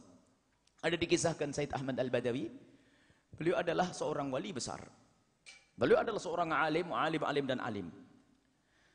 Setelah beliau itu alim, menjadi seorang alim besar, pengen membanggakan ibundanya, pengen dibanggakan oleh ibundanya, pengen menghibur ibundanya, bercerita, "Ibu, aku sudah mendapatkan banyak ilmu hadis, ilmu tafsir. Aku sudah menjadi orang besar." Dan disunnahkan bagi seorang anak jika ditugaskan oleh ibundanya atau ayahandanya untuk segera memberi kabar agar ibundanya senang. Tugas apa saja? Apakah beli bawang, beli kerupuk, beli ini? Sampaikan, "Ibu, sudah saya beli." "Oh ya sudah, Mak, makasih." Apalagi tugas-tugas besar, laporan kepada guru penting. Laporan kepada orang tua penting atas tugas yang telah dikerjakan. Sayyidina Imam Sayyid Ahmad Al-Badawi bercerita kepada ibundanya, "Ibu, aku sudah menjadi orang besar." "Orang besar apa, Nak?" "Aku sudah menjadi orang alim, Ibu. Fatwa ada di tanganku. Setiap orang bertanya kepadaku." Kata ibundanya, "Ahmad, kamu jadi orang besar. Apakah kamu sudah pernah ketemu dengan Rasulullah?" Kaget dia. "Rasulullah kan sudah lama meninggal, Ibu. Bagaimana aku bisa ketemu Rasulullah?" Nah, kalau kamu belum bisa ketemu Rasulullah, jangan ngaku orang gede. Gak ada orang besar yang gak pernah ketemu Rasulullah. Seorang alim bertanya kepada ibundanya, "Ibu, bagaimana aku bisa ketemu Rasulullah?" Dijawab, "Kalau kamu ingin ketemu Rasulullah, lihat. Kalau kamu ingin bertemu dengan Nabi Muhammad, sederhana, Nak. Kamu kan sudah punya ilmu. Apakah kau tidak pernah mengamalkan sunnah Nabi?" "Ibu, tidak ada satu sunnah Nabi kecuali sudah aku amalkan." "Baik. Cuman cara mengamalkannya saja barangkali kamu salah." "Bagaimana, Ibu?" "Ingat, anakku." Ini nasihat pertama. "Kamu jangan mengamalkan satu sunnah Nabi kecuali kau ingat Sayyiduna Muhammad sallallahu alaihi wasallam." Waktu kami dengar cerita ini langsung kaget, benar juga. Saya sering mengamalkan sunnah Nabi yang saya ingat kitab Bulughul Maram. Bukan Rasulullah yang saya ingat, tulisan hadis Nabi Muhammad begini. Kita mengamalkan sunnah Nabi yang diingat adalah omongan guru, bukan Rasulullah. Ibunda Sayyid Ahmad Al-Badawi mengingatkan, kalau engkau ingin ketemu Rasulullah, jangan menjalankan sunnah Nabi kecuali kau ingat Rasulullah. Lakukan semua sunnah, mau sholat, lihat, mau sholat, Allahu Akbar. Sebelum sholat ingat, ini sholat pernah dilakukan Nabi Muhammad. "Sallu kama ra'aitumuni usalli." Sholatlah engkau seperti engkau melihatku sholat. Sebelum sholat kita melihat Nabi. Dalam sholat pun kita hendaknya melihat Nabi. Bukan saja suruh melihat Nabi, lihat. Dalam sholat waktu menghadap kepada Allah, kita disuruh salam kepada Nabi. "Assalamualaikum ayyuhan nabiyyu wa rahmatullahi wabarakatuh." Nabi harus hadir. Dalam sholat pun yang dikatakan ibadah khusus kepada Allah, kita pun harus ingat Rasulullah. Bukan sekedar ingat, tapi kita membaca sholat kepada Rasulullah. Dan ini bukan kultus, Allah yang mengajarkannya. Nabi Muhammad. Melakukan sunnah Nabi, hendaknya kita ingat Rasulullah. Jadi pelajaran pertama, kisah ini. Maka kami himbau, saat ini adalah ijazah ringan. Sudahlah, pokoknya kita menjalankan sunnah yang gampang-gampang saja. Ayo kita amalkan sampai di rumah kita. Sunnah yang gampang-gampang, bukan sunnah harus puasa berapa puluh hari, enggak. Akan tapi ayo kita serius dengan Rasulullah, dengan sesuatu yang selama ini sudah kita lakukan setiap hari. Ibu bapak makan atau tidak? Makan atau tidak? Minum, tidur, ke toilet, sudah dari yang ringan-ringan saja. Setelah dari tempat ini pastikan jangan makan kecuali dengan tangan kanan. Dengan membaca berat atau ringan? Berat atau ringan? Suruh makan kok berat, aneh bener nih. Ringan, cuman di sambung kita. Harus dengan tangan kanan karena Rasulullah makan dengan tangan kanan. Jangan sekali-kali minum, lihat, pastikan Anda tidak akan minum kecuali dengan tangan kanan. Yang ringan-ringan saja ini. Ini pendidikan dari Ibunda Sayyid Ahmad Al-Badawi. Yang ringan-ringan. Jangan pekerjaan yang berat dulu, yang ringan minum. Jangan ke WC kecuali dengan kaki kiri. Tapi ingat Rasulullah. Bahkan lihat, di saat kita melanggar pun, jangan ragu-ragu untuk membuat marah setan, bikin kecewa setan. Mungkin suatu ketika kita ke WC, lalu mendahulukan kaki kanan kita. Namanya buru-buru sakit perut. Tahan sedikit. Demi Rasulullah. Setan. Kamu mengajariku masukkan kaki kanan saya lebih dulu ya. Enggak. Ditarik lagi. Lihat, lakukan ini. Biarpun hanya sepele. Tarik. Demi Rasulullah. Kaki kiri dulu. Allah. Mulai dari sini. Pelajarannya gak usah berat-berat deh. Gak usah hayal menghafal 3.000 hadis. Gak usah menghayal yang berat-berat. Sekarang yang ringan saja pastikan. Di saat Anda meminum harus ingat Rasulullah. Mengenakan baju dahulukan dengan tangan kanan niru Rasulullah. Bahkan mungkin jika tangan kita sakit, tangan kanan kita sakit, lalu kita tidak bisa menggunakan tangan kanan kita. Gunakan tangan kiri lalu ingat, ya Rasulullah, aku tidak bisa menggunakan tangan kananku. Mohon maaf ya Rasulullah. Ini yang ringan-ringan pastikan. Masuk masjid dengan kaki kanan dan seterusnya. Keluar dengan kaki kiri. Membaca bismillah. Tapi ingat, tidak cukup menjalankan sunnah. Ingat nasihat Ibunda Said Ahmad Badawi. Ingat Rasulullah. Ingatnya ini yang susah. Kita suka lupa. Bapak Ibu tadi pagi kalau WC pakai kanan dulu apa kiri dulu? Kanan dulu apa kiri dulu apa lupa? Lupa. Sunnahnya saja lupa, apalagi Rasulullah. Nggak pernah diingat. Kanan kirinya saja lupa, apalagi Rasulullah. Nah ini kelemahan kita. Sudahlah kita memulai dari yang kecil-kecil saja, tidak usah gede-gede, sudahlah. Memang kita kelas kecil, kita kelas TK, tapi TK nanti bersama rombongan Rasulullah sudah. Nggak usah hafal 1000 hadis, hafal 16 syarah, nggak usah. Kita yang ringan-ringan sekarang bersama Rasulullah dengan yang ringan-ringan. Jangan mengamalkan sunnah Nabi kecuali kita ingat Rasulullah. Tahun yang lalu kami ingatkan, kalau melihat anak kita makan dengan tangan kiri, jangan dibiarkan. Ingatkan agar makan dengan tangan kanannya. Tapi cara mengingatkan yang benar. Sebagian ibu-ibu kalau mengingatkan jangan begini, dedek kalau makan jangan pakai tangan kiri, pakai tangan kanan sayang yang bagus gitu dok. Bukan, tapi ingatkan dengan cara yang benar. Dedek kalau makan jangan pakai tangan kiri, tapi pakai tangan kanan seperti gitu ibu selama ini. Belum juga. Waduh. Terus bagaimana? Di mana Rasulullah? Di majelis tok, majelis maulid saja. Begitu gitu, hadirkan Nabi Muhammad semua aktivitas kita. Nah, ini ayo kita amalkan. Amal-amal ringan, mau baca bismillah. Kalau perlu sebelum makan bersama anak-anak kita baca bismillah, enggak cukup bismillah, faedahnya begini agar setan tidak ikut makan. Nah, itu kan faedah. Tapi faedah lebih dasar adalah nyambung hati Rasulullah. Dedek, kenapa kita baca bismillah sayang? Jawabannya apa? Karena kita niru Rasulullah SAW. Dan kita pulang ke rumah kita hari ini. Besok pagi kita bangunkan anak-anak kita tanpa direkayasa. Tanyakan, siapa idola anak kita? Kalau ada di antara kita menemukan anaknya mengatakan idolaku adalah artis atau pemain bola, nangis ibu. Anda telah gagal mendidik.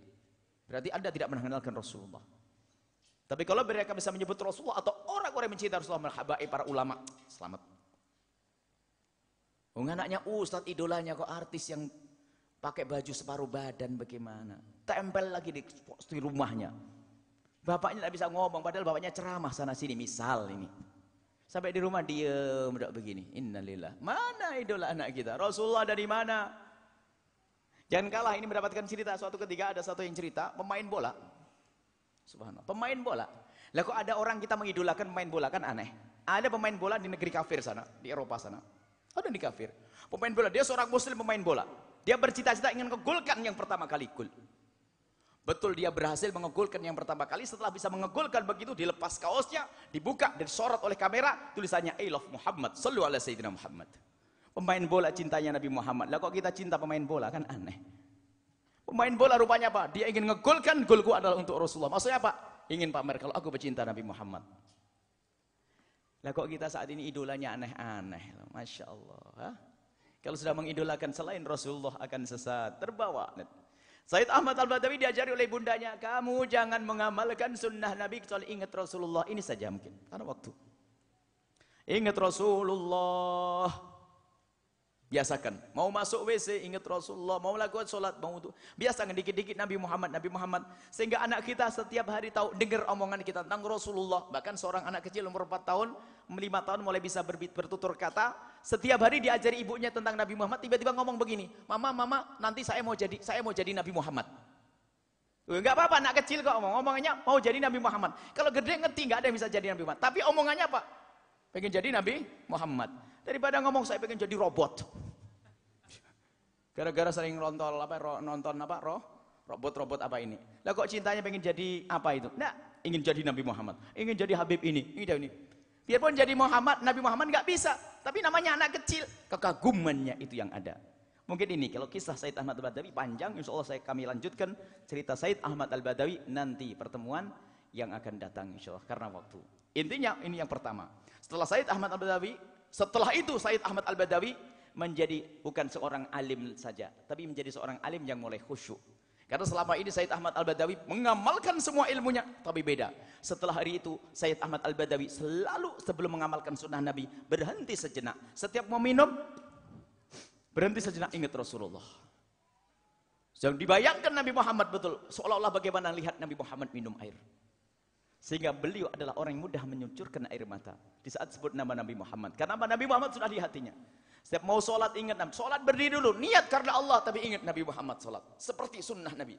Takbirnya seperti apa? Allahu Akbar, ingat Allah. Tapi juga ingat Nabi Muhammad SAW. Nah ini. Semuanya, ayo. Sampai suatu ketika Said Ahmad Al-Badawi setelah mengamalkan sunnah lebih khusyuk lagi. Tidak seperti biasanya. Bukan ribut bahsul masail saja. Bukan ribut membahas masalah nahu sorab, ngafal Alfiyah Ibnu Malik. Bukan.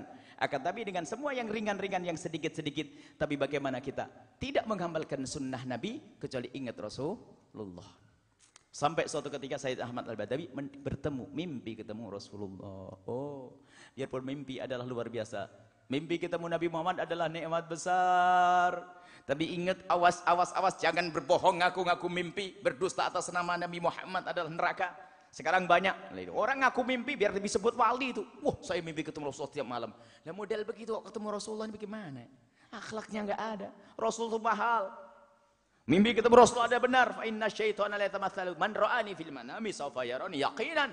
Barang siapa melihatku di dalam mimpi akan melihatku secara sesungguhnya. Fa inna syaitana la yatamatsalu bi. Sebab setan tidak bisa menjelma jadi aku. Mimpi ketemu Rasulullah. Said Ahmad Al-Badawi waktu itu mimpi ketemu Rasulullah. Begitu senangnya saat mimpi ketemu Rasulullah, kemudian ngadu kepada ibundanya. Didatangi ibundanya lagi sholat malam. Allah, orang solehah. Setelah ibunya assalamualaikum, ibu saya sudah ketemu Rasulullah. Oh, ketemu Rasulullah nak? Iya ibu, aku ketemu Rasulullah. Dalam mimpi atau di alam nyata nak? Dalam mimpi ibu. Cuman dalam mimpi nak. Ibu-ibu di kampung biasa ketemu Rasulullah di alam mimpi. Belum, kau belum jadi orang gede ya Ahmad. Kalau belum ketemu Rasul secara langsung. Shallallahu alaihi Sayyidina Muhammad. Ibu bagaimana bisa ketemu Rasulullah secara langsung? Nabi Muhammad sudah tidak ada. Ada dalam mimpi. Dijawab oleh ibundanya.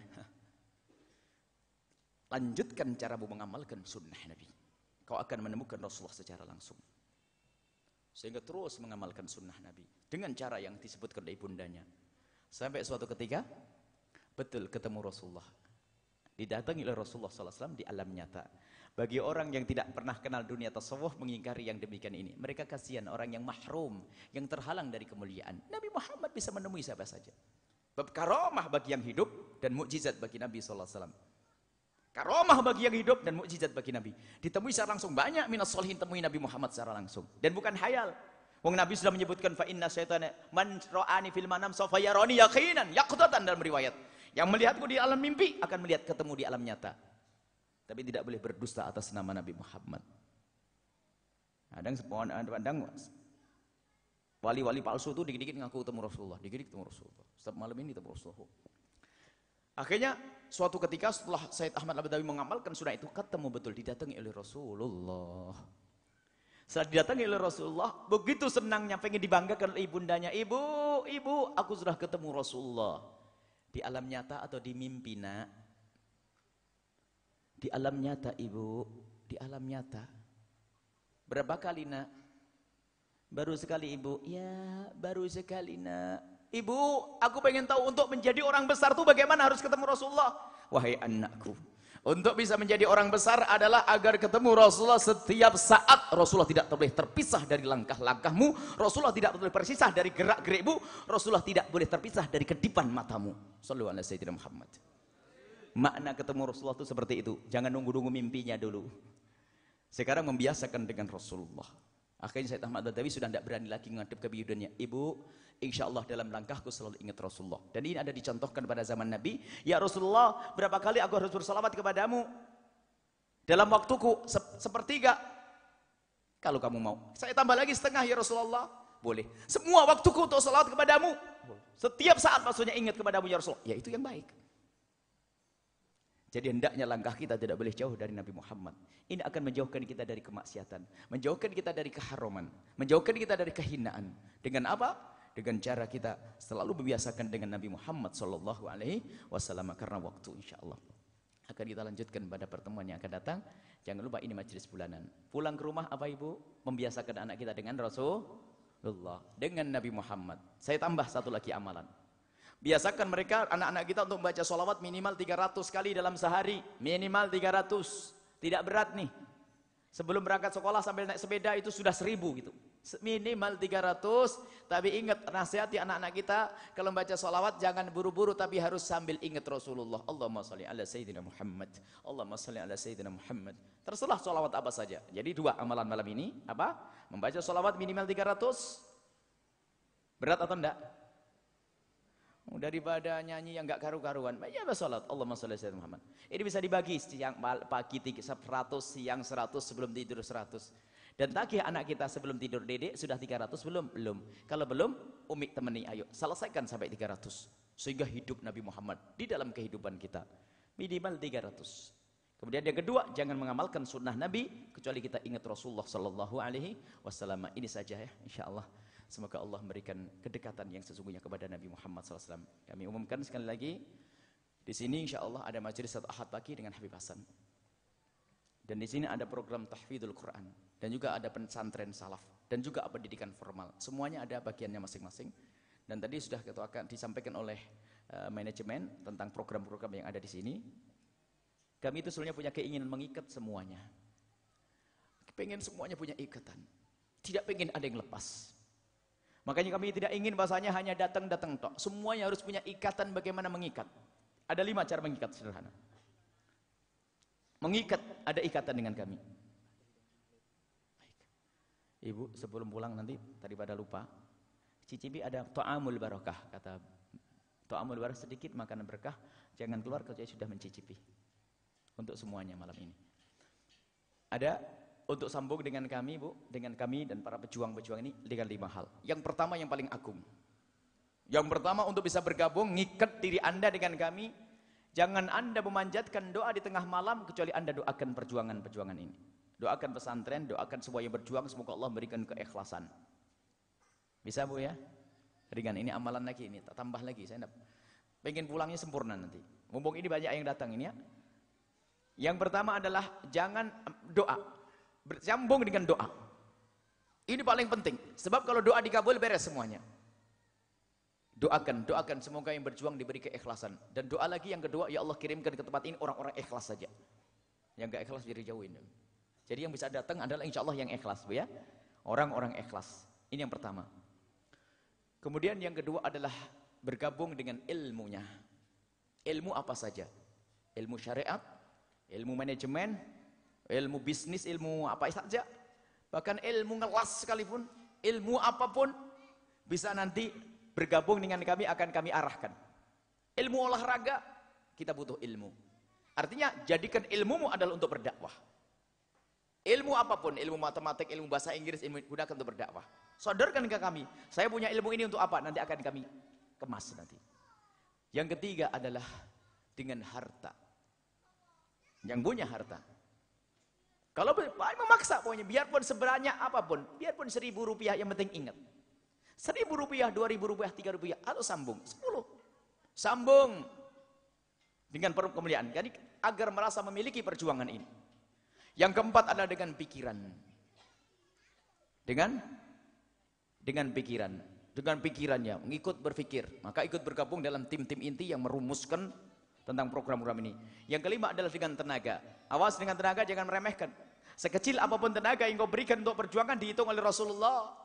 Biarpun hanya mungut sampah akan dilihat oleh Rasulullah. Seperti seorang wanita tua yang kerjaannya hanya mungut sampah di masjidnya Rasulullah. Setelah meninggal dunia, sahabat Nabi menganggap ini orang tidak penting. Lalu Nabi tidak dikasih tahu waktu wanita ini wafat. Nabi bertanya, mana wanita yang biasa menyapu di sini? Dijawab, sudah meninggal ya Rasulullah. Engkau tidak kasih tahu aku karena kau anggap dia arek kecil. Sahabat Nabi diam. Antarkan aku ke kubur wanita tersebut. Nabi pergi ke kubur wanita tersebut dan Nabi melaksanakan sholat jenazah di atas kuburnya. Didatangi Nabi SAW. Jadi jangan meremehkan. Biarpun mohon maaf, biarpun jadi tukang bersih-bersih di pondok, tukang parkir, tukang bersihkan karpet, nyiapkan majelis. Ini adalah termasuk sambung. Kami ingin semuanya sambung. Termasuk yang dengan dana besar diterima, dana kecil diterima. Bahkan terakhir tadi program yang kami sampaikan segera direalisasikan untuk tim ekonomi Al-Bahjah ini, dan semoga ini ditiru oleh pondok-pondok yang lainnya untuk mengikat jamaah. Jadi orang itu harus ada ikatan sehingga merasa memiliki. Yang terakhir adalah program barang rongsok. Ada apa dengan rongsok? Sebab kalau barang utuh kadang-kadang masih sayang, tapi kalau rongsok itu mau dibuang. Sebab semua orang punya rongsok. Sehingga program terakhir kami di Al-Bahjah pusat sana adalah mempromosikan kepada siapapun yang punya barang rongsok, tolong telepon. Nanti akan dijemput barang rongsok ini, akan dikumpulkan. Dan nanti akan dijadikan uang, bukan dijual. Kalau diolah. Intinya pokoknya sambung. Biarpun panci bolong, itu akan merasa memiliki. Panci bolong, kulkas rusak, kipas angin rusak, berikan ke pondok, dia merasa, oh aku telah menyumbang ke pondok. Maka dengan begitu ada ikatan dengan pondok. Paling tidak menjadi musuhnya pondok. Kalau sudah tidak menjadi musuhnya pondok, hatinya kebuka. Pengen dengar radio, pengen dengar ceramah, dikirimi CD akan didengar dan seterusnya, kebuka hatinya. Dan di Cirebon sudah dibuka masalah ini dan alhamdulillah timnya sudah bergerak. Banyak Bu yang ternyata Masya Allah sampai bingung panitianya untuk mengambilnya. Ada yang rongsok mobil belum rongsok dikasihkan, ada mesin cuci, ada macam-macam dan sebagainya. Akhirnya kami alhamdulillah orang-orang rindu kemuliaan teramat banyak. Di sini perlu digali. Tujuannya apa? Ngikat. Bukan urusan masalah materinya saja. Kalau urusan materi ketahuilah pondok yang jamin adalah Allah. Akan tapi kita perlu mengikat dengan cara bermacam-macam tadi. Jadi Anda tidak cukup menjadi hadirin saja, tapi Anda harus menjadi pejuang inti di dalam pondok ini insya Allah. Kemudian kami sampaikan juga pondok ini akan ada pengembangannya. Sebab ini adalah pengembangan untuk putri. Nanti putranya akan kita letakkan di sebelah atau sebaliknya. Di sebelah sungai sana ada tanah kurang lebih 1 hektar. Kurang lebih sudah ada yang sebagian sudah selesai pembebasannya. Kemudian satu lagi kurang berapa ratus juta. Semoga Allah mengirim hamba Allah bisa menyelesaikan, dan pengennya tahun ini segera dibangun.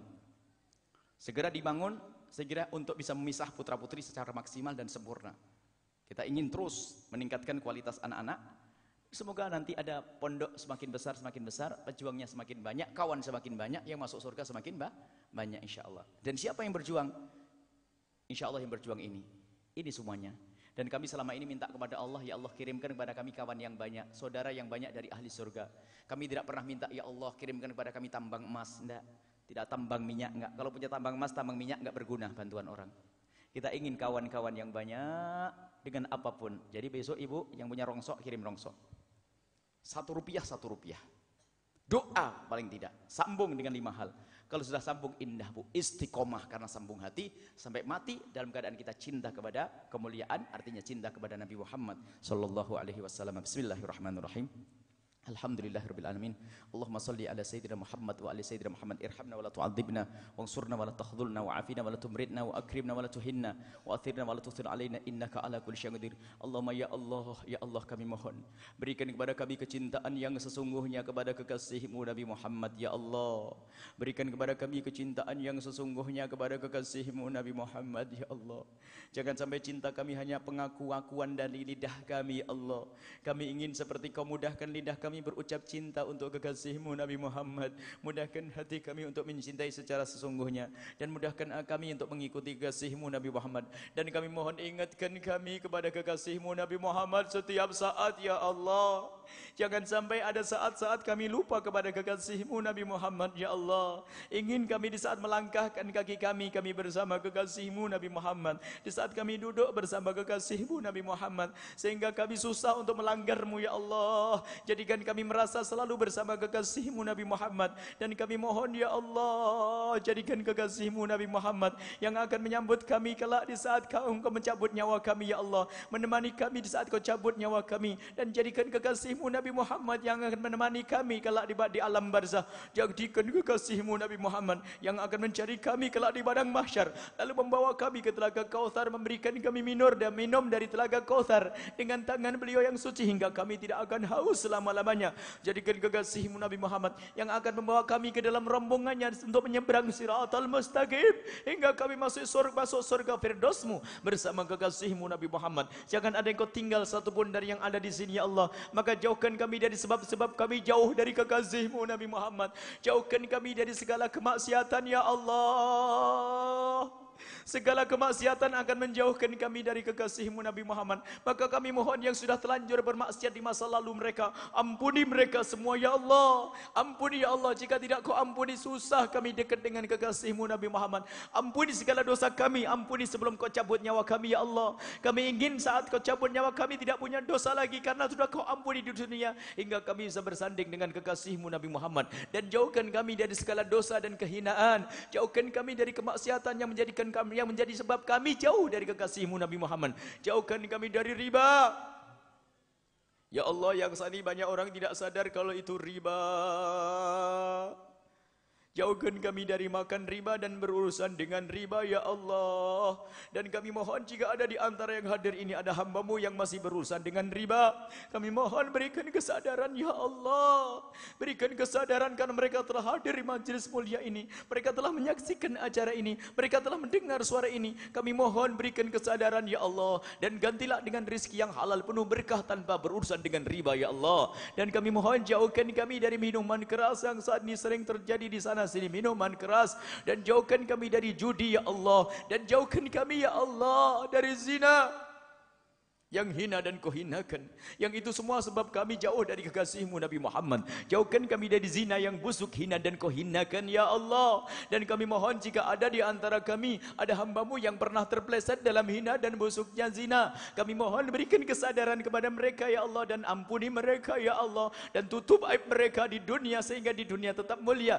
Dan tutup aib mereka di akhirat sehingga tidak menjadi hijab antara mereka dengan kekasih-Mu Nabi Muhammad. Ya Allah, ampuni semua kami dan bencikan kami kepada zina dan muqaddimah zina ya Allah. Zina ya Allah, jauhkan kami dari melampiaskan syahwat dengan cara yang haram zina, ataupun perempuan dengan perempuan, laki dengan laki-laki. Itu semua adalah menjadikan kasih-Mu Nabi Muhammad murka ya Allah. Kami mohon jika ada di antara yang hadir ini ada hamba-Mu yang pernah melampiaskan syahwat dengan cara yang haram itu, apakah itu zina atau laki dengan laki, perempuan dengan perempuan, maka kami mohon ya Allah berikan kesadaran kepada mereka dan tutup aib mereka dan ampuni mereka. Jangan biarkan mereka terus larut dalam kehinaan itu ya Allah. Sungguh kami mencintai mereka ya Allah. Kami mencintai mereka. Dan ampuni orang tua kami dan guru-guru kami. Berikan kasih sayang-Mu kepada mereka semua ya Allah. Dan kami mohon yang sakit sembuhkan, yang sempit rezeki lapangkan dengan rezeki yang banyak penuh berkah ya Allah, yang halal penuh berkah. Ya Allah, kami mohon wujudkan keindahan dalam rumah tangga kami. Suami istri yang saling mencintai karena-Mu ya Allah.